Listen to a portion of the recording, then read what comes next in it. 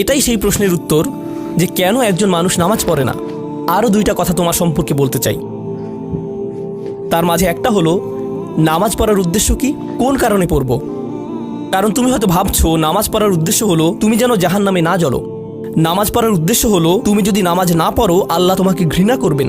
নামাজ পড়ার উদ্দেশ্য হলো তুমি যদি নামাজ না পড়ো তুমি শাস্তি পাবে, অথবা তুমি আর মুসলিমই থাকবে না, ফেরেশতারা তোমাকে অভিশাপ দিবে। সমস্ত নেতিবাচক বিষয়। আল্লাহ ওই সমস্ত উদ্দেশ্যের কথা উল্লেখ করেননি। নেতিবাচক কিছু থেকে মুক্তি পাওয়া নামাজের মূল উদ্দেশ্য নয়। নামাজের মূল উদ্দেশ্য হলো ইতিবাচক কিছুর দিকে ছুটে চলা। এটাই নামাজের উদ্দেশ্য। এমন দুই ছাত্রের মধ্যে পার্থক্য জানো? একজন লেখাপড়া করে যেন সে ফেল না করে, আর অন্যজন লেখাপড়া করে কারণ সে ওই সাবজেক্টটা পড়তে ভালোবাসে। একজন ছাত্র পড়ালেখা করছে পজিটিভ কিছুর জন্য, আর অন্যজন পড়ালেখা করছে কারণ সে এমন কিছু থেকে বাঁচতে চাচ্ছে যা নেগেটিভ।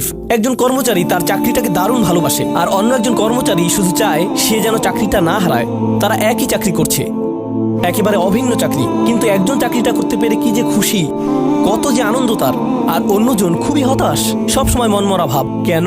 কারণ তাদের একজন এটা করছে ক্ষতিকর কিছু থেকে মুক্তি পাওয়ার জন্য, আর অপরজন এটা করছে উপকারী কিছুর দিকে ছুটে চলার জন্য। আল্লাহ কোরআনে যখন আমাকে নামাজ সম্পর্কে বলেছেন যে কেন আমাদের নামাজ পড়া দরকার, তিনি মুসা আলাইহিস সালামকে এই উত্তরটা বলে দিয়েছেন। যখন তিনি তার সাথে সাক্ষাৎ করেছিলেন তিনি বলেছেন, আকিমিস সলাতা লিযিকরি, আর আমাকে স্মরণ করার উদ্দেশ্যে নামাজ কায়েম করো। তোমার নামাজ ঠিক রাখো যেন তুমি তোমার রবকে স্মরণ করতে পারো।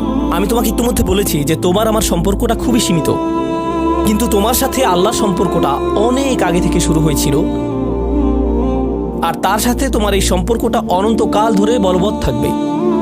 তাই সেই সম্পর্কটির কথা স্মরণে আনা আবশ্যক। কারণ ভালো যত কিছু তোমার কাছে আসে তা আসে ওই